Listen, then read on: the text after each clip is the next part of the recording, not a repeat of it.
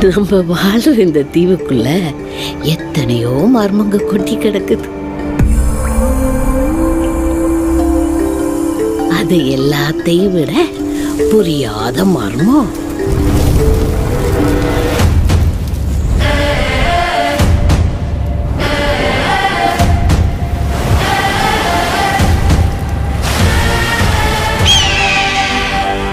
விருந்தருந்த வாரீரோ.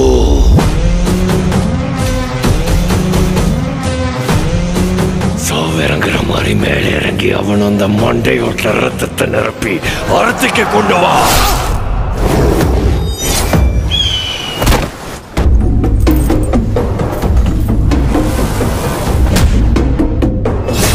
பத்தென்ற சொட்டு சொட்டுறதுக்குள்ள கங்கு அங்க வரணும்.